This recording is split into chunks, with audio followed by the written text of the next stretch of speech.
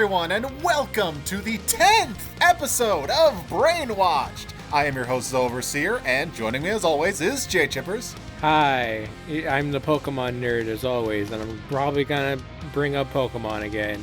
And, returning after a very long absence, everybody please welcome back Wildcard. Hello there. He's the most fitting person to be in the strapped chair. Yeah, sorry, we forgot you at the old studio for a year and a half. It's okay. I've survived on rainwater and dead rats for a while, but I'm okay. He gets to hang out. Yeah, he gets to hang out with the rats. No. Oh, please tell me you didn't eat Jeremy. Which one was Jeremy? I'm sure he's fine. 10 episodes! We're here! Woo! 10! We finally reached the same numbers episode as Brainwatching, and it only took twice as long, but we did it! Now it's going to take us 9 episodes to catch up to Cryptcast. Not going to brag or anything about my podcast. Everybody go watch J Chip's podcast too. It's also very good. It's on the same channel, but and I'm also in it. Because I can't get anyone else. But yeah, you might notice that I'm in a very good mood today. And not just because it's the 10th episode, but because last night I snuck in here with an axe and ripped out all the buttons on the Braintron! Yay? Okay. So no more buttons, no more weird glitches or anything. Everything is fine. We're gonna be fine. No doomsday yet. You sound very confused, Wildcard. A lot has happened since you've been gone. I see. He's not in on the bit. I'm just smiling and nodding. Smile and wave, boys. Smile and wave. We're a podcast that has lore. It's okay. But let's get down to brass tacks. So, our first topic today is a Disney-related topic. Oh, what a surprise. Now, some of you might have noticed that we've been talking, as the episodes have gone on, we've been talking about, Disney, Star Wars, Marvel. We've been talking about that stuff less and less as the episodes have come out. And that's because it's all just really depressing, and I just don't want to talk about it anymore. I've lost interest in pretty much all of that stuff, but this time, this is some Disney news that I really, really wanted to talk about, because Mickey Mouse is ours! Woo! After years of fucking talking shit about Disney and them fucking us over and fucking everyone over, we finally have a reason to celebrate. Yep. So, if you don't know what's going on, basically what happened was, as of January 1st, 2024, after 95 fucking years, the 1928 silent cartoon Steamboat Willie has finally entered the public domain, which basically means that nobody owns it and anyone can use it. And, in accordance with copyright law, once a piece of media, like a book or a movie, enters the public domain, so do all of the characters within it. And in Steamboat Willie's case, that includes Mickey and Minnie Mouse. So, Woo! Yeah, Mickey Mouse is ours! Kinda, sorta. Oh, what the internet's gonna do to Minnie. It belongs to the people. Comrade. Oh, what the internet is gonna do to Minnie. Now I'm just waiting for the really cheap horror movie like we got after Winnie the Pooh was made public domain. Oh, just a really cheap horror movie of Mickey Mouse and Minnie Mouse. We were gonna get to that. It's coming, I know it. We're just gonna rip that Band-Aid off now, huh? Yeah. So ever since that news came out that Mickey Mouse was gonna be made into the public domain, people are already making games. People are already making cheap ass horror movies that are garbage. The trailer for Mickey's Mousetrap came out the day, January 1st. They were waiting, dude. I didn't even know about that. I was half joking. Oh. I didn't realize it was actually a thing. It's the exact same thing Blood and Honey was. It's just a guy wearing a Mickey Mouse mask. Oh, I am here for it. I couldn't even get through that trailer. It was so I tried watching that trailer. I couldn't even finish it. It was so just. Do you want to know the level of dialogue this movie has, Wildcard? Not really. In the trailer. Too bad. I'm going to tell you because in the trailer, one of the characters says, "I'll be right back," and another character says, "If this was a horror movie, he'd be dead." Oh my god! It's like, wow, this is the level we're working with. Is this the Winnie the Pooh one or the Mickey Mouse one? This is the new Mickey Mouse one. Oh, dude, why is the horror movie route the easiest and most garbage route to take? I'm guessing because it's easiest to do on a low budget. My assumption is that like it's edgy to be edgy because like Mickey Mouse's image. Exactly. It's because it's the opposite of what the actual IP is. Yeah, but that doesn't make it good.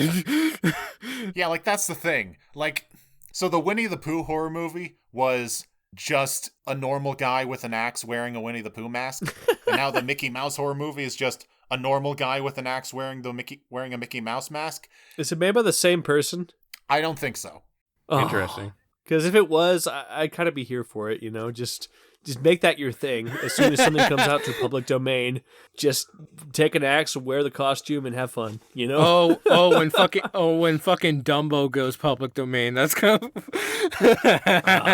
And to all the people, I've seen people ask this a lot in response to these movies, being like, "Man, if you're going to make a Winnie the Pooh or Mickey Mouse horror movie, why not do something creative with it?" And I think the answer to that question is, well, because being creative would cost money. Right. Yeah, exactly. But then someone also made a horror game, and literally I assume that they just literally made a horror game originally and then just put Mickey Mouse's asset in.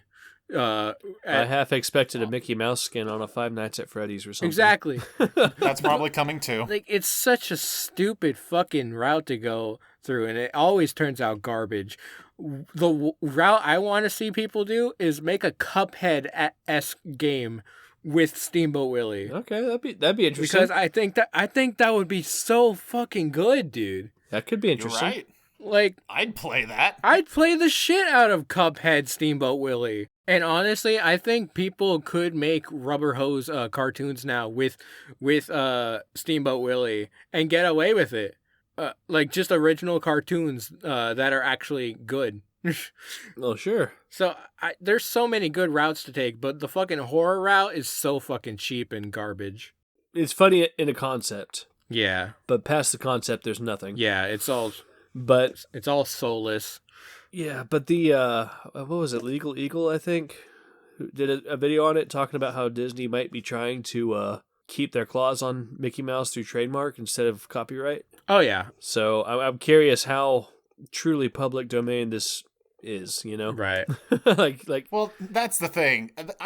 This was actually a bigger point that I was going to make. So the thing with Mickey Mouse entering the public domain is that it's specifically the Steamboat Willie version of Mickey Mouse. It's not the one from modern day. That's still owned by Disney. Yes. It's just the one that appears in this short film. Yes. So, however, there is a thread that was posted on specifically, like, there's actually a couple cartoons after Steamboat Willie that have also entered the public domain because it's from the same, era. It's from the same year span. And there's a thread going through like what's legal and what's not, and Mickey with just the dot eyes, that is not the only thing that's legal. It's Mickey with like wide eyes but with the dot eyes too, and striped pants and green shoes instead of yellow shoes. There's a whole thread about it, but wow. The only thing that's not for us to use is the red pants and yellow gloves. right. The actual Everything else is completely fine. Apparent.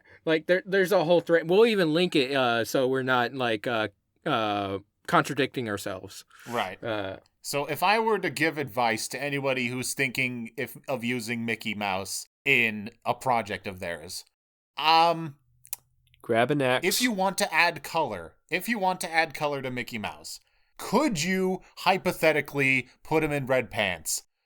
I mean, maybe, because, Disney doesn't own the color red. They do not own the concept of red pants. But you know what they do own? Very good lawyers. Yes. So if I were you, Just make it easier on yourself. Make it easier on everybody. Purple pants. Just put him in like blue pants or something, or purple pants. Put him in purple pants. Put him in pink pants. Pink pants, Mickey. That's genius. But like, I want to see people do so much with this. I want to creatively, not just the fucking horror route, because there's so many good ways to go about this. Not only to spite Disney, but also the Mickey character is actually. I'll say this about Walt. He made a good character. Sure. Oh, he absolutely did. It made Disney billions of dollars, so yeah, you can't really argue with it. And you could say, oh, yeah, someone's going to profit off of someone else's fucking design. Oh, like everything in this world isn't taking inspiration from something else?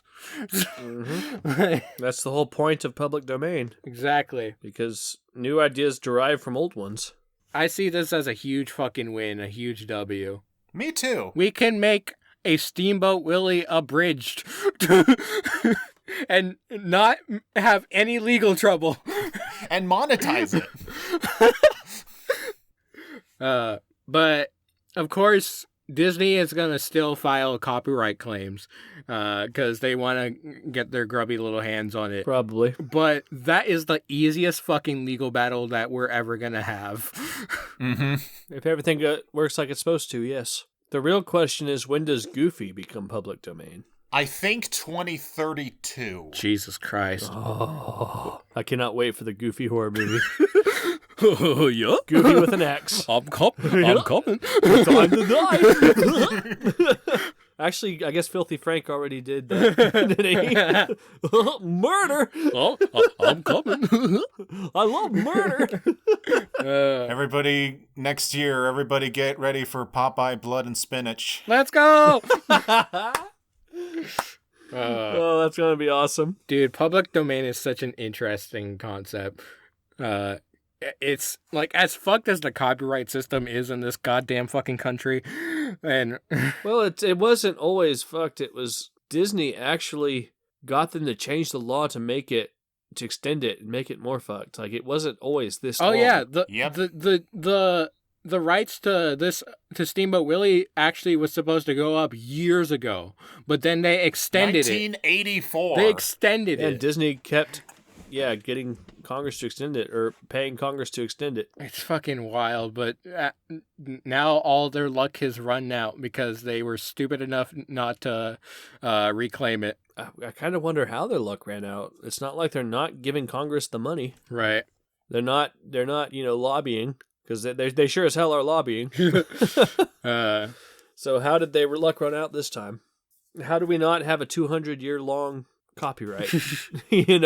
Point is, Mickey Mouse is ours. Yes. It's our big W against Disney that they can do nothing about. And now I guess when it comes to Mickey Mouse, only one question remains. How are they going to put him in the Shrek universe, do you think? Yeah, because... Oh my god, they are making a new Shrek movie, so that could totally happen. Are they? Yes, they are. Like I don't know if it's been announced, but at the end of Puss in Boots... I have tried looking for any statement of they're saying, like, we're making another Shrek movie. I found none. Shrek 5 was confirmed last year. Just saying that. I thought it was. Yeah, I thought so, too. Well, whenever they get around to it, I hope they put Mickey Mouse in, because that'd be really funny. Yeah, because if you... It would be amazing. Yeah, because if you don't know, the whole deal with the other fairy tales in Shrek is that all those fairy tales, all those characters are public domain. Yes. So it is entirely possible. Shrek as a franchise was entirely made with the intention just to spite Disney. Yeah, just to make fun of Disney. Yeah, because DreamWorks, I'm pretty sure, was made of former Disney employees. Yep. Yes, a former executive, I think. Yeah. So I think it would be hilarious. Maybe that's the reason why Shrek 5 is taking so long. They're just waiting. That former executive may or may not have been an asshole, but yes, he did help create one of the greatest franchises. Yeah. But yeah, I see this as a huge fuck you to Disney after all they've done recently. Speaking of evil companies, Netflix. Last Airbender live action. It got a trailer. Do not cite the deep magic with me, Netflix. I was there when it was written. I remember when the original cartoon... I remember watching the finale for the original cartoon live. it was not. It feels like live adaptation should be things from. I mean, I guess Lilo and Stitch and other things. Mona got a fucking live action thing, so newer things have gotten the adaptation. But Avatar, I mean, the good news is they can't do worse than Shyamalan. Like they can't. Someone's already fucked it up for them, so the bar is low. And also, I look at this, and it actually looks pretty good. Like it looks like a 1-for-1 recreation for the most part. But on the other hand, the trailers for the Shyamalan movie looked decent, and that turned out to be a complete shit show. The McDonald's commercials for that movie looked better than the actual movie. It was so weird. My biggest gripe with the Netflix live action adaptations has always been the Death Note movie. That was kind of early. That was kind of early in their process of excuse me. That was early in their process of adapting things. Yeah. Like that they were still trying to get the kinks worked out. From the trailer itself, there are things that look good. For one thing, it's not whitewashed like the Shyamalan one is. The characters look right. The characters actually look really good. They look very... Visually, it looks amazing. That's what I'm saying. Visually, the characters look good. It sounds like, from what little lines they did have, that they are a direct allegory to their cartoon counterpart. And it looks like, I mean, from what they were showing, it looks like a heavily action movie version of... It looks like it's going to be a 1-to-1 for the actual cartoon, but with amped up action scenes. Yeah, less like filler comedy sort of thing. I'm not going to say I have high hopes for this because I'm always on the fence on Netflix live adaptations of cartoons and whatever. But I feel that after I was going to mention this, the One Piece live action, they're riding pretty high on that going into this. I have not seen much of anything about that. Apparently, it was super good, and Really? it makes me want to actually watch it because that's actually interesting. it makes me want to consume One Piece for the first time in 20 years. Like, of course, like the animation isn't perfect for it. The CG can be fucking goofy at times, but as far as like the story and the characters and everything go, I've heard nothing but great things about the One Piece live action. So I think they're riding high into this Avatar live action with that in mind. And I think the reason why it might be good is that I may be wrong on this, but I heard that the creators of Avatar are actually in on it. Yes, they are. They're overseeing the project. Here are my thoughts on this trailer / this show. As I've grown older, I've learned that the criticism of calling something a cash grab is so nothing. It's a nothing statement. It's completely useless as a criticism because 1, everything is intended to make money, and 2, you could pick apart any piece of media that's ever been made and you will find something about it that can be considered cash grabby. So calling something a cash grab is completely fucking useless, and I don't use that word anymore. But as at this point, after like 10 years, I just can't get excited about it's that thing you love, but again, yeah, exactly anymore because it's just been so much. And that's what I mean when I say it looks like a 1-to-1 recreation. It's like, okay, so you either make something original and piss off half the fan base, or you do a 1-to-1 recreation and bore the other half. Exactly. That's exactly my point. This show is kind of in a lose-lose situation because Avatar: The Last Airbender is considered one of the greatest shows ever made. Not cartoons, one of the greatest shows of all time. So you can't, I don't want to say you can't. Okay, maybe I am saying you can't. I'm not sure if you can improve on it. It's like it's already so perfect. So it's like if they change stuff, then they'll be criticized for like making a worse product. But if they keep everything the same, well then they'll be criticized for then what was the point of making it? So the show feels like it's in a lose-lose situation. Well, I see it as a different take on the property, which is completely fine. Because that's exactly what the One Piece live action was. It was a different take on the One Piece anime. Of course, it uses elements from One Piece and follows a lot of the actual lore of One Piece. Plot points. But it does take a different direction with it. And I don't know how much longer we're gonna have the live action One Piece, but from what it's doing so far, it's doing really fucking good. And honestly, this is another case that, like, again, I said that thing about, like, the creators overseeing the project. That's what happened with live action One Piece. Was Oda oversaw the live action One Piece, and it turned out really good. And Nintendo oversaw the Mario movie, and it turned out really good.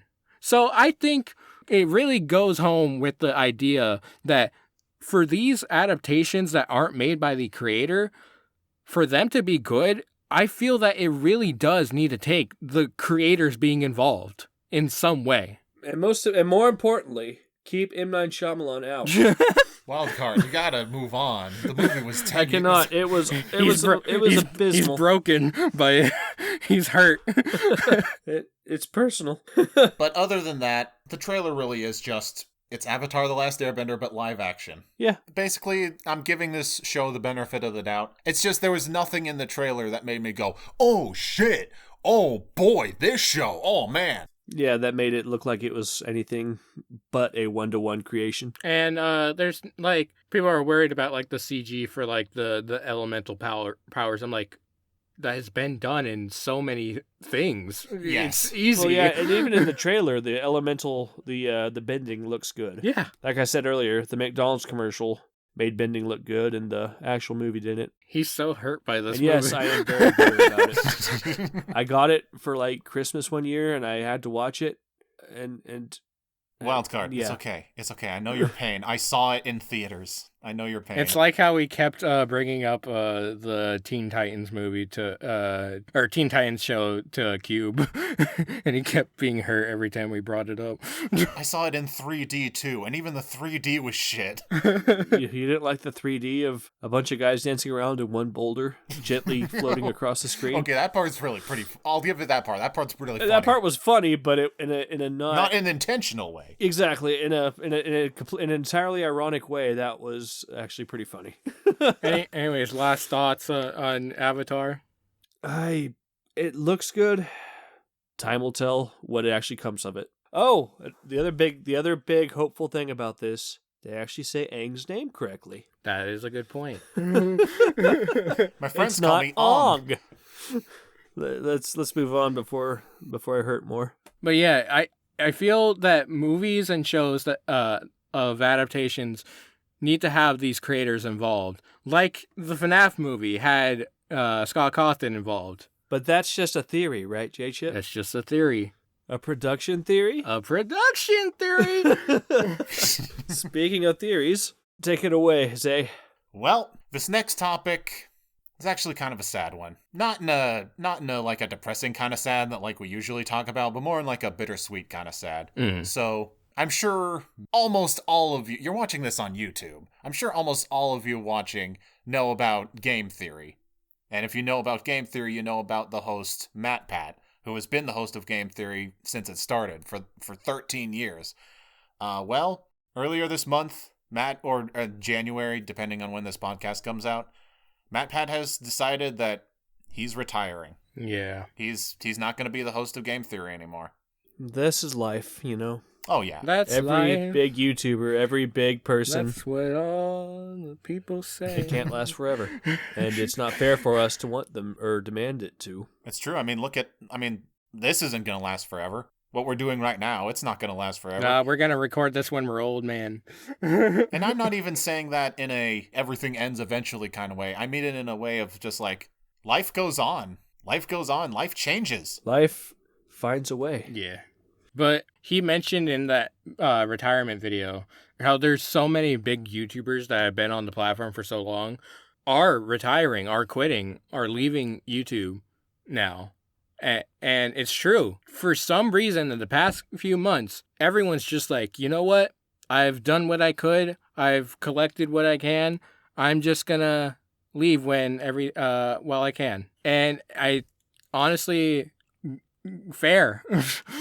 There are some algorithmic changes that have contributed to that, but in general, Oh yeah, there's people that have left just because like the platform's fucking garbage and well, yeah, and it's shifting to compete with TikTok. It's shifting to short form. Yeah. After many years of trying to push long form, yeah. and most of these people that have become titans on this platform have done so through long form. Yeah.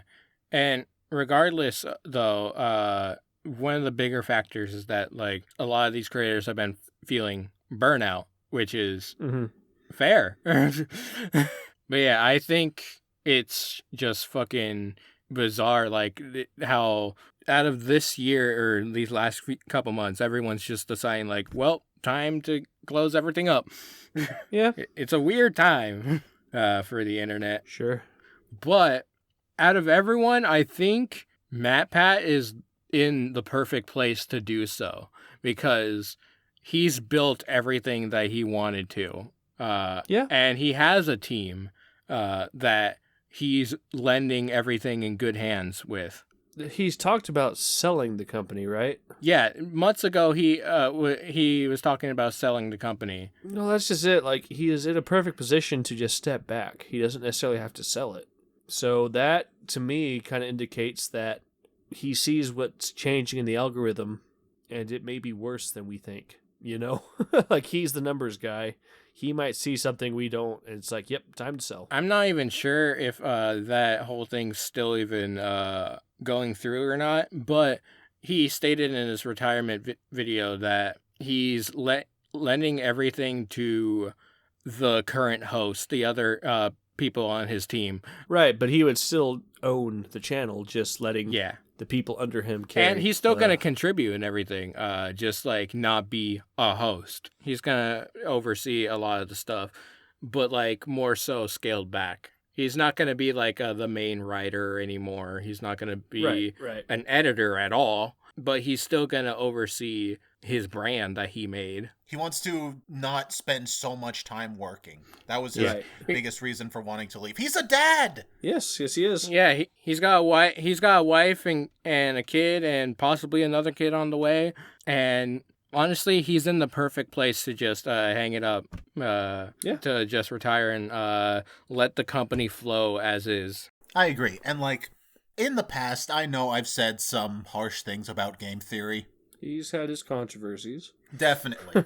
Like, I don't want to go into those, because even though I've always had my problems with game theory, I have my problem with theory videos in general. I do not like theory videos for multiple reasons that I don't want to get into right now. But even though I have had some very harsh criticisms of a lot of game theory's content in the past, I absolutely hope MatPat the best. Mm-hmm. And I hope, and I'm sure he'll be a lot happier being a father than he will be a host of a YouTube show. Yeah. And it makes us have to appreciate the other big-time creators that are still on the platform, that are still making stuff. Fucking Jack's Films. He's been on the platform almost the longest, and he's still making content. And no doxing is going to stop him. But honestly, anyone that wants to retire or when they're in a comfortable situation, props to them. Fair to them. So I, again, have been critical of game theory and the theorists for a lot of things, but I've also still consistently watched them. And he's had not the greatest history with a bunch of like game developers and like Toby Fox and Scott Cawthon, but then he buried the hatchet with them, and one of the people that said goodbye to him was Toby Fox. And he did it in the most Toby Fox way possible. By making fucking Sans Ness. By doing a Sans' Ness drawing. That was great. And then also, Scott Cawthon put MatPat in the FNAF movie. So, if he can get over that, I think the critique is fine. But, like, honestly, MatPat has fought practically every controversy he's ever been through and every critique he's had. Him going away, riding high, is honestly very fair. So, respect. Respect. But we're not retiring anytime soon, because it's time for the 300-second Superhost News Discussion Rating Theory Opinion Hype Skepticism Lightning Round! Woo! J-Chip, would you like to go first? Sure. I'm gonna talk about a very divisive topic that has come up recently, and that is Pow World. I'm sorry, Zay, for bringing up Pokemon for the 69th time on these podcasts. Nice. But it's happening, whether you like it or not. So yeah, if you didn't know, Pow World came out recently, and it's been in development for the last 2-3 years. And it is very much a Pokemon ripoff, which is fine, because there's loads of those out there in the world. And that's not the issue that I have with it. The issue that I have with it is that it is a Pokemon ripoff that is edgy to be edgy.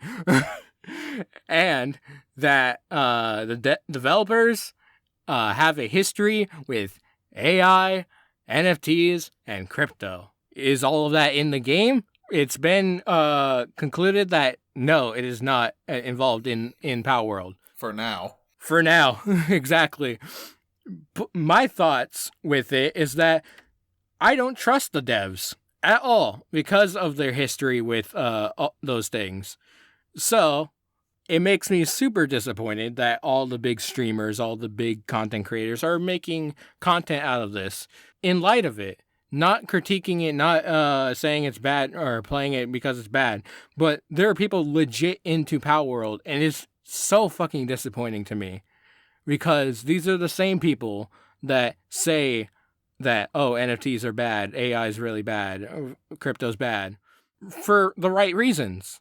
So it's really fucking disappointing to me that Power World has sold so fucking well because of it. And I just am not comfortable with what that sets for games going forward, you know? No, absolutely. I completely agree with you. What struck me as interesting is that this company that made this is also happens to be Japanese, just like and so is Nintendo. And they don't have fair use laws like we do here. So if this is a Pokemon ripoff or is so derivative of Pokemon, I think it'll be interesting to see how Nintendo responds. Yeah, because I was talking to Wildcard about this, that like if it was some American company just making an extremist fucking edgy Pokemon ripoff game, then sure. Fucking Americans love to American like that. They love to use parody law when they can, which is fucking, it made me feel uncomfortable which is the dopest, right? It made me uncomfortable that that's the angle that they're gonna use in court, is that, oh, it's parody, because now it makes us look bad because we use parody law for abridging. But yeah, I don't like how this Power World sets the precedent for this, because people are now saying like, oh, if all this terrible stuff is going on with it, why is it still good? It's just fucking awful that people are like, oh, I could ignore all this terrible shit because the product is good. That's the stance people had with Across the Spider-Verse, you know?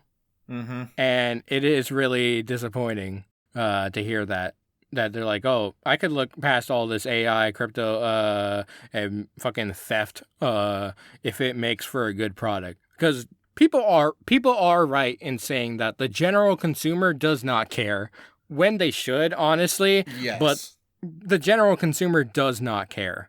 The general consumer is just thinking, oh, Pokemon with guns? I like Pokemon. I'm going to play this. Or they'll play it like to spite Pokemon, because then that's what a lot of people are doing, is to spite Pokemon. Also, if this game wants to be a successor to Pokemon or a rival to Pokemon, then how come it bases all of its designs off of Pokemon in some way? I've looked at the entire, whatever the equivalent PAL Dex, Pokedex equivalent is for Power World. None of those designs are original at all. Every single one of those creatures are inspired or parodied or just complete theft of various designs in Pokemon. Like, not even like a single one, like various, like, it takes from this Pokemon's eyes, it takes from this Pokemon's body. Not a single design in that game is original. I've looked at it. So, like, I just don't see the appeal in it. Like, oh, it looks like Breath of the Wild, and it's still in early access. That's the other thing that sticks out to me. This game's in early access, so the evil that this company could do is so much higher, because they could throw in a bunch of fucked up shit when they decide to charge more for this final design game. And it's just, I don't understand. But who the fuck am I to say what people buy or not? So whatever you want to do with your money, fucking fine. But just know that a company that has history with NFTs and crypto and AI now has your information. Also, I think you just made a really great point on Twitter when you were talking about this, where you mentioned, like, if you want to play Pokemon but for adults, or Pokemon that's more mature, do you know how many better options there are out there? Yeah, fucking Monster Hunter has it's doing it in the correct way, and that it's its own game, and it's a fucking beautiful game. Have I played it? No, but but it still looks really fucking good. And the opposite to Pokemon has always been Digimon. Digimon's still making games. I don't play them, but I guess my lightning round bit, I guess I thought of I just realized something that also could be for our next bit, but I'll go ahead and use it here. Attack on Titan finally concluded last year. Ooh, that's a good point. What was it, 10 years? Practically, yeah. Season? I think so. It was remarkable. Like, I know a lot of people have problems with it, but I loved it.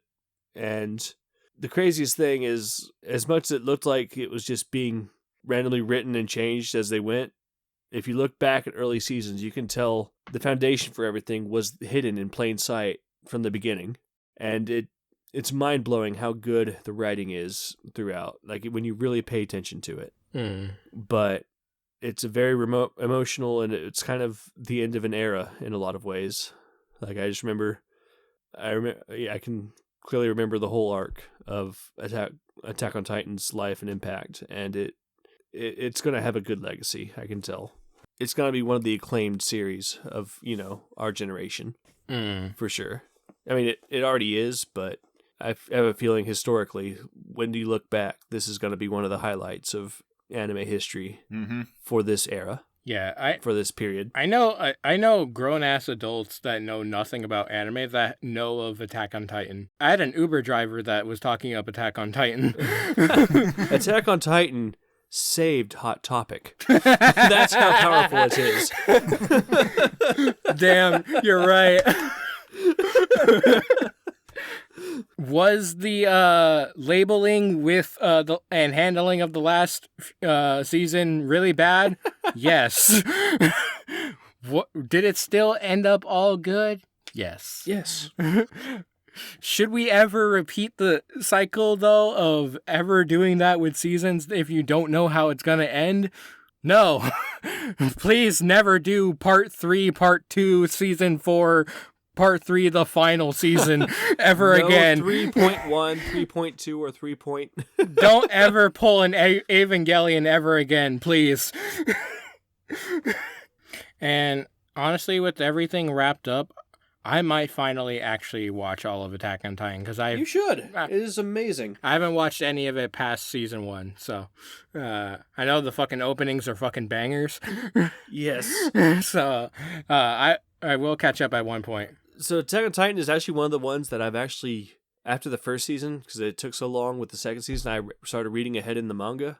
And I did like mixed martial arts in college and stuff. I'm somewhat proficient with it. And it's clear that the mangaka who made this is also very much into martial arts. Like, I never thought I'd get excited watching panels of martial arts or reading a comic of martial arts rather than and actually seeing real moves being used in actual real positions, and actually feeling the excitement and the action that's happening in these panels. Like, it was incredible and completely unexpected from a manga, you know? Yeah. Yeah. Like, I could see it in animation form easily, but in a manga, that's just a very unique thing. Yeah. The anime was a great adaptation of a manga, honestly. Oh, it was phenomenal. It really was. All right, well, my topic. It's funny you bring up a show ending, Wildcard, because I'm also going to talk about a show ending. And it's also an animated show. Except in this case, it's a show I have an interesting relationship with. A very interesting relationship. And yes, it is another Disney topic. I know I said we don't talk about Disney one, and we don't talk about Disney much anymore, but I do really want to talk about this show. I want to talk about a show that recently had its series finale, The Ghost and Molly McGee. Yeah. If you've never heard of this show, I haven't. It's so, like, when it comes to current Disney, or like Disney in the past decade, if there's one section of Disney that I will stand by is always consistently of high quality, it is their Disney Channel animated shows. I mean, just like ever since Gravity Falls in like 2012, it's just been constant bangers. We've gotten DuckTales, Owl House, Amphibia, so many great cartoons. So when The Ghost and Molly McGee, which is a show about a girl, Molly McGee, and a ghost. What? Named Scratch. It's a No. the title says it all. When it was first announced and the first trailers came out for it, I was really excited about it. I was like, all right, another cartoon to add to the awesome list of Disney Channel shows. And the animation looked really good and really expressive and bouncy and cartoony, and I love that. And the voice cast, holy shit. Oh my god, I was so excited for this show. And I will say, the first season left me pretty disappointed. I did not care very much for the first season, for a lot of reasons. The voice acting and the animation, the stuff that I was excited about, those absolutely incredible. And also, the thing that I would never take away from this show, the songs in Ghost and Molly McGee, they seriously, genuinely have some Phineas and Ferb level bangers in there. Now you're talking my language. The songs are amazing in that show. But everything else, I thought that the stories were too simple. I thought the character arcs and like personalities were all over the place. And anytime they tried to get be serious or have a like emotional moment, it just felt completely flat for me. So I did not care much for the first season. However, the second season, I will say, second season started to pick up pace. I was just like, okay, it's getting a lot better. And it recently had its series finale. And the series finale, I thought was great. I'm not going to give any spoilers. And I also haven't heard the general consensus around the Ghost and Molly McGee's finale. I don't know what people think of it, but I loved it. I thought it was one of their best episodes.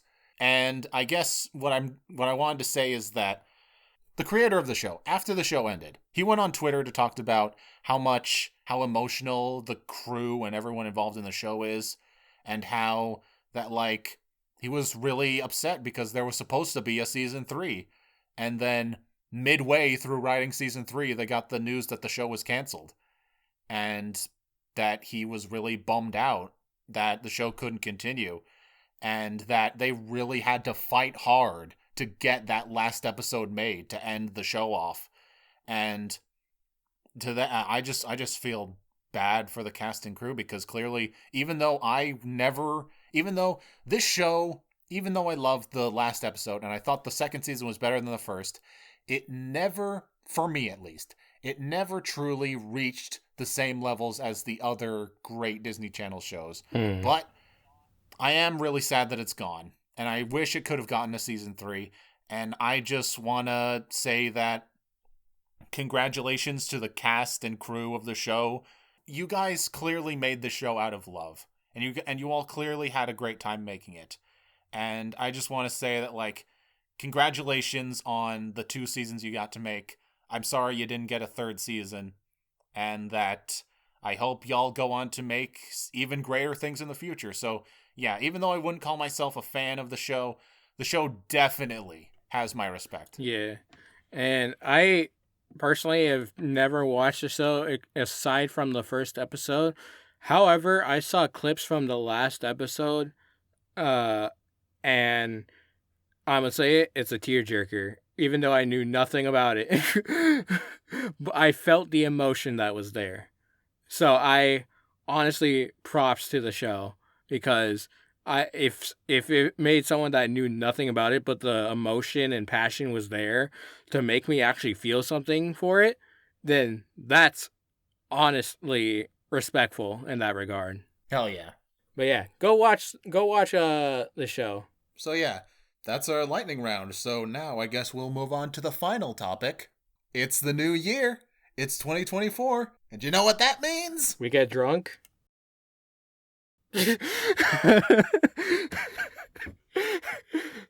Really stopped you in your tracks. Yes, you did. You do that a lot. After we get drunk, then we look back at the year before, 2023. And that means it's time for the best media, favorite media of the year segment that we did last year. That's right. I'm turning this into a yearly thing. Woo! Doing this every year. The BridgeBrains Awards. BridgeBrains 2023 BrainWatched Awards. Hell yeah. Let's go. So, even though I just talked a lot about a cartoon, do you guys mind if I talk about another cartoon? Sure. Go for it. Sure. It's your show. Go for it. God damn it, I fucking love cartoons! So, yes, my favorite media of the year is another animated film. Wait, Zay, I thought your favorite last year was Everything Everywhere All at Once. Yes, because when we recorded that episode, I had not seen Puss in Boots: The Last Wish yet. Yeah. So Yes. I'm making a correction. Puss in Boots, that's my favorite movie of 2022. If you know me, that movie kind of became an obsession of mine for a little while. And you had said it was previously Everything Everywhere All at Once. Both movies are absolutely phenomenal. Yes, but Puss in Boots is my favorite, so I'm making that change. Oh, I don't know. Like, Puss in Boots, I love it. I don't know if it's better than Everything Everywhere All at Once, though. Well, to me it was. And this year, it's another animated film. It's Nimona! Nimona is my favorite movie of 2023. It's hard to think of anything new to say. Like, I could talk about how amazing it is, but everyone has already talked about it. How, like, Nimona is such a fucking fantastic character and just so much fun to be around. Nimona, the character, is fun. The movie is also fun for 2/3 of it until the last third where it's absolutely emotionally devastating. Like, oh my god. I have not been that affected by the climax of a movie, and I can't remember how long. Nimona, I love all the characters. It's hilarious. It's heart-wrenching. It's heart-warming. It's everything I want in a movie. I fucking love Nimona. Everyone loves Nimona. But what I really want to talk about with Nimona is what it means to me personally. Because this is something that I rarely ever talk about. Because I'll admit, part of it is because it never really comes up that much, but part of it is also, it's kind of embarrassing to admit, but Blue Sky Studios means a fucking lot to me. Or it did mean a lot to me. The Ice Age movies, as dumb as it sounds, the movies that every animated fan or animation YouTuber uses as the punching bag of animation, the Ice Age movies mean a whole lot to me. And I mean that genuinely and sincerely. Ice Age was the first movie I remember going to the theaters as a kid seeing and loving. I have home movies of Christmas morning, 2002, getting Ice Age on VHS and going nuts. And I've seen every Ice Age movie. Every single one of them I have seen in theaters. I will say I do love all the Scrat scenes. I love Scrat. I love Scrat, man. It always pisses me off that he never gets his acorn. Except for the time he does. Yeah, he eventually did, which made me cry, I'll admit. Ice Age as a series means a lot to me, and therefore, the people who made it, Blue Sky, they meant a lot to me. And then Disney bought Fox and closed them down because fuck you. because fuck you, life sucks, and that thing you care about is just one billionaire investor meeting away from being erased from existence. But, this was their last hurrah. This was their last middle finger to Disney. The movie that they were working on for years before they got shut down, and Netflix revived it. Woo! And that's why, like, Nimona is a fantastic movie, but it's my favorite because of what it means to me. It was Blue Sky's last hurrah, and I am so glad, after all the shit people always gave Blue Sky, and how much people have always made fun of Blue Sky, I'm so happy that their last movie came out so fantastic, and everybody loved it. So, yes, rest in peace, Blue Sky. And I'm sorry you got shut down so unceremoniously. You deserved better. But, god damn it, we got Nimona, and Scrat got his acorn. And Scrat got his acorn. Exactly. So everybody's happy. Everyone's happy. Yeah. Before I pass it along, just some quick honorable mentions. TMNT Mutant Mayhem. I understand that it's not a movie for everybody, but I loved it. The Holdovers. I loved it. It might be one of my I'm going to try and make it a new Christmas tradition to watch it every year. And also the main character reminded me a lot of my dad, like a lot. And for my last one, I'm not going to be predictable. I actually have a video game honorable mention to give, Undertale Yellow. Woo! The fan-made prequel to Undertale. Huh. And I think I've never heard of this, actually. The only reason it's not my number one might be because I haven't actually finished it yet. Yeah, I've never same. even heard of this. That's crazy. It's a Undertale fan game that is backed by Toby Fox. Wow. And from the looks of it, it has just as much love and creativity and talent put into it as Undertale. It would have to get backed by Toby Fox. Yeah, shout out to Master Sword, who also made my fucking intro music for my streams. He's fucking dope, dude. All right, who would like to go next? I guess I will. So, I didn't really see many movies, or I guess I'll stick to movies, because there are some games. Breath of the Wild, or Tears of the Kingdom, excuse me, was definitely my game of the year. But as far as movies go, we didn't really see much, except my fiance and I did do a double feature with Barbenheimer. Yeah. And Oppenheimer was a fantastic movie. Any movie that Logan Paul walks out of is worth watching. But what absolutely shocked me, and I wasn't expecting to love as much as I did, was the Barbie movie. And mostly because of just how many levels I enjoyed it. Like, not only was it hilarious and fun, I was not expecting to appreciate it on a philosophical level. And unfortunately, that means I might have to get into politics a little bit. But with this movie... Which one? Because there's two. Well, that's a very fair question. I'm talking about Barbie. Okay. The politics, not only did politics explode around Barbie, but it exploded around Barbie in all the wrong ways. And the depressing thing about Barbie is it just showcased how stupid people are. Because the politics in Barbie, you'll hear all these grifters like Ben Shapiro ranting and burning their Barbies and in general just needing to go touch grass, and complaining about a pro-woman message in a Barbie movie. And how woke it is and all that. Yeah, and yes, there are woke scenes, but they're missing the point of those woke scenes.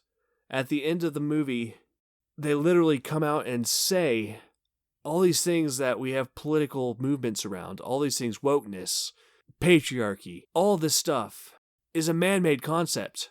At the end of the day, underneath all of this, we exist, and we create these things to cope with our existence. And the fact that they came out and spelled this out to us, and that's what I absolutely love, because that is exactly, to some extent, if you had to define my politics, that's ultimately it. I mean, I'm known for playing devil's advocate, and that's why, is because underneath each agenda is something man-made, and it's always portrayed as the truth, when it's not necessarily the truth. It's just that person's truth or this agenda's truth. And what you experience, what I experience, what anyone experiences can be dramatically different. And there is no truth that encompasses everybody, other than the fact that existence sucks and we all have to share it. And they came out and straight up said this at the end of the movie, and people just did not comprehend it. I literally walked out of the movie and I heard someone say, "Man, I wish we could abolish patriarchy in real life." And I was like, go in there and watch that movie again. You clearly did not pay attention. Yeah. But even this misconstruement plays into the message of the movie, because it's demonstrating in real time just how man-made these agendas are. They're proving its point, and that is incredible. It's like, I truly mean it when I say I did not expect to love this movie as much as I did. Like, it is truly amazing, and Oppenheimer was fantastic. But just, it's one of those things, like, the movie was not only good, but it was made incredible by its impact and the people's reaction to it. Like the very phenomenon of the movie made it greater than it would have been if people had watched it in good faith. Yeah. It's incredible.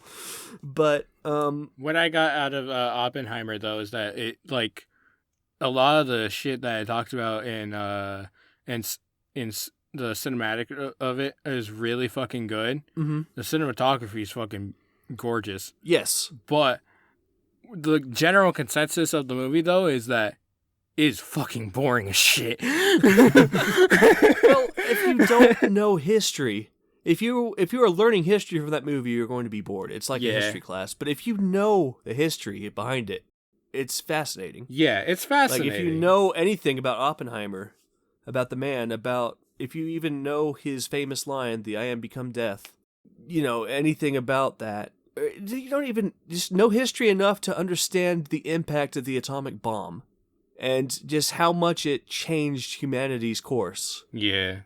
That alone should be enough to help you appreciate the movie, or at least the gravity that this movie is trying to convey. And that in itself makes it a remarkable movie. But Barbie ended up becoming so much more to it to me, simply because of the phenomenon it created, whether it meant to or not.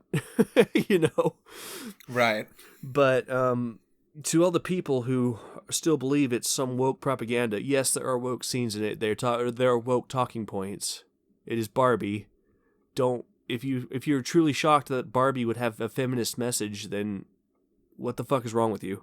But no. These people that you're talking about, they knew that it would have a woke message. Yes, but it's just they're paid to be angry about stuff. Yes, that's I know about, like when I talk about Ben Shapiro, when I say they're saying these things in bad faith, that's what I mean. Like, you're absolutely correct. It's all in bad faith when they do it, because they're being paid. They're getting money to misconstrue this movie to people and tell them what they want to hear. But to the people who believe it, watch it. Truly watch it, and just ignore the politics and just watch it. And you might notice that for all the woke messages it's conveying, it is also a parody of woke culture. Like, you have Ryan Gosling walking in and saying, "Can I become a doctor?" and thinking he can become a doctor because he's a man. And the doctor in the hospital telling him no is a woman, and telling him no, you can't because you are not a doctor, is just one of many examples of how it covers its bases and just kind of subtly says, yeah, everyone thinks this, but that doesn't mean it's true, Yeah, like when the movie was originally announced, everyone thought it would be like, oh, they're making another live action thing about this property. Exactly, it's yeah. gonna be all goofy and shit. Right, and it was, but it also had such the philosophical message underneath it was just so unexpected, and I think that's why I appreciate it so much, just because how hard it blindsided me. By the way, even though I haven't seen either, I think oh my god, you must. I know I do at some point. But even though I haven't seen them, one thing I did like about the Barbie movie coming out is that they remade the Barbie song. I'm a Barbie girl. Yeah. They remade it with like new lyrics, and it's Barbie World, and it still holds the original lyric. Life is your creation. Yeah. That's the one of the big points of Barbie is that life is your creation. Well, there are several amazing songs that are top of the charts on radio stations even now that came from this movie. And I'm sure that in part was by design, to promote the movie. I'm just kidding. But still, they are pretty great. But that's another thing too. Yeah, there's scenes where they, straight up say the woke things and do the woke stuff. Another thing I do appreciate is they really do cover their bases. If you listen to Ken's song during the big fight scene, they hide a lot of men's issues in that song so that they kind of cover their bases. And yes, it is a feminist movie, but it is also it's not feminist at the expense of men. It's not radical feminist, it's true feminism, if that makes sense. But, and there's even points where you could argue Barbie is being the bad guy. And that just kind of feeds to this philosophical message I'm talking about, that there is not a truth. There might be something true in a moment, but that does not make it an overarching truth for reality. And that's ultimately what the movie is trying to say, but also kind of perfectly personifies my own view of things. Why I might play devil's advocate at times to try to say, hey, is this really the truth? Is this the truth in this moment? Or are you being misled? I know for those who know me, I can annoy people by doing that, but that's, that's why. It's just that, agendas have a goal or an end, and sometimes they're good, but taken too far, they are bad, Yeah. They're a means to an end, and you need to understand what that mean is and what that end is. Yeah. Sorry, I got unusually passionate there. It's okay.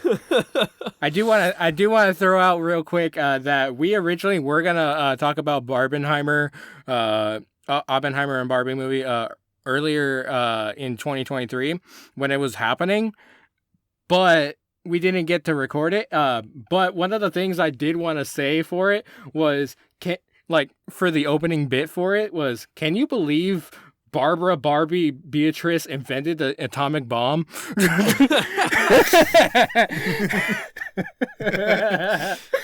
That was going to be my opening bit if we did Barbenheimer for the podcast earlier. But anyways, my topic, I mentioned it earlier, the Mario movie. Last year for me, 2023 for me, was the year of Mario. Because the Mario movie came out and Mario Wonder came out. Mario Wonder being one of the best Mario games to come out in years, honestly. And it is so fun. The multiplayer with it is so fucking fun. I played it with Zay actually on Gamoricon weekend. That was so good. I still to this day I still think about Luigi. Thank you. And how you and Cube were just in ducked hat mode, walking around the entire time. Yeah. And how you guys kept dying and kept having to get back to me as little ghosts. God, that was so much fun. It's so fun. The game is so fun. It has so many creative ideas, and Wonder Mode is a fucking drug trip. I feel like Wonder Mode, literally someone at Nintendo was really fucking high and they're like, I have a great idea for a game. Let's throw this in. And also, it comes up with a lot new gimmicks, a lot new power-ups, and does a lot for the game. Like, for once, they're not set in the Mushroom Kingdom. They're set in the Flower Kingdom, and it is such a good concept. And I love that so many more characters in the Mario franchise are used as playable characters. Like, you can play as Yoshi just Yoshi by himself, you can... And that's like easy mode. Like Yoshi's easy mode, where he doesn't get hurt but doesn't power up. Yeah. And for once, since... Actually, this is the first game where you can play as Daisy. So Really? I didn't know that. Yeah. Yep. And I played through as Daisy the entire playthrough. And it's so fucking fun, dude. Yeah. But yeah, my biggest thing of the year was Mario, honestly. It makes me excited for the future of Mario, if this is the route that they're going. I still need to get Mario Wonder, but I've seen bits of it. And all I can say is, if you can look at the Piranhas on Parade part and not feel some sense of joy, get help. That is literally... That part is so wonderful. I've replayed that level so many times. That's wonderful. Yes, truly. I've replayed that level so many times. I replayed it with Zay.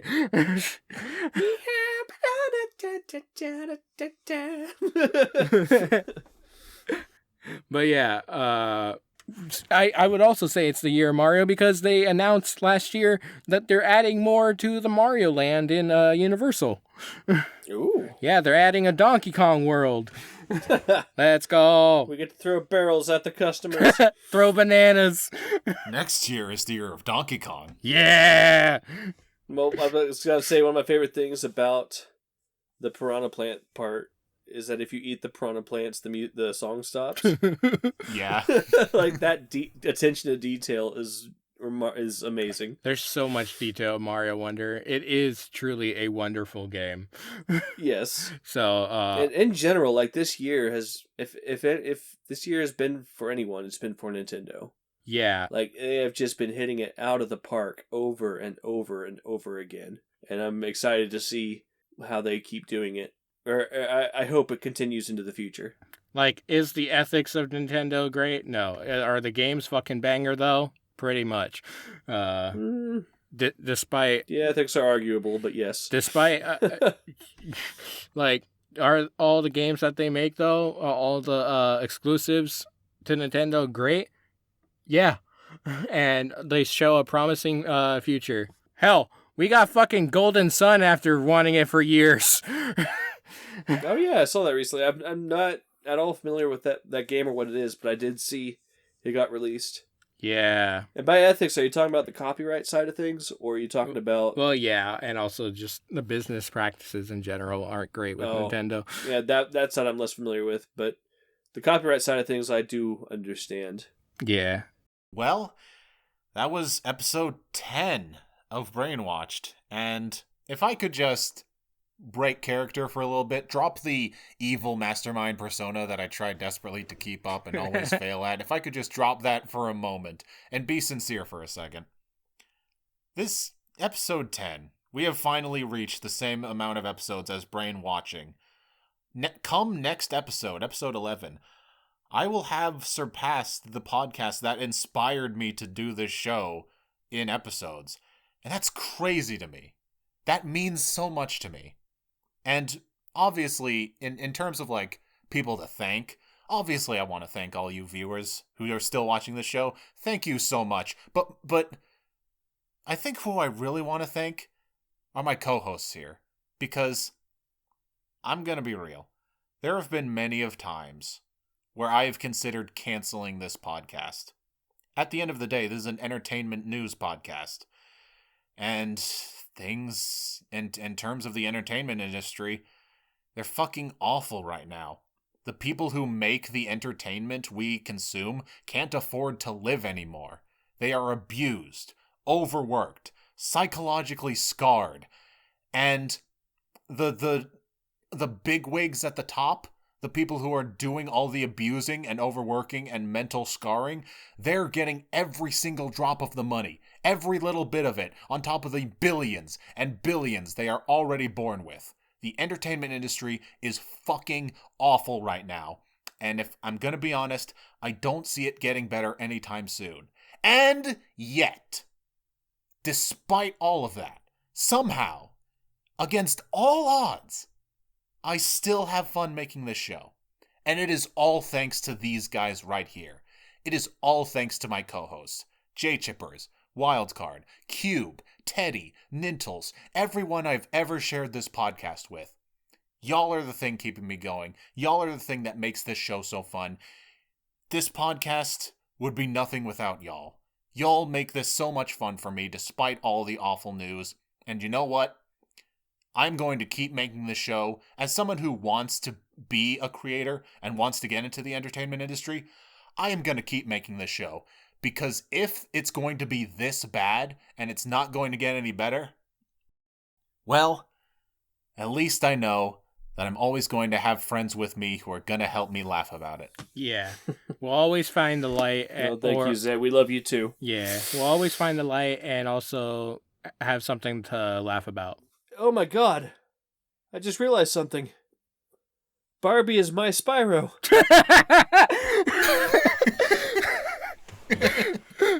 Oh, also, shout out to Nintles who now goes by Panex.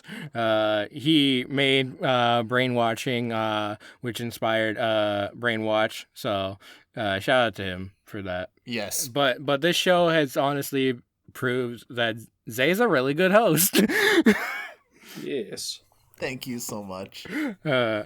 So I think going forward we're gonna be really fine, even despite everything. And Zay leads us into the future. Thank you. Until next time, though. Yeah, till next time. Yep. As I always say half the time, thank you all for watching, and we will see you next time on the next episode of Brainwatched! Bye-bye!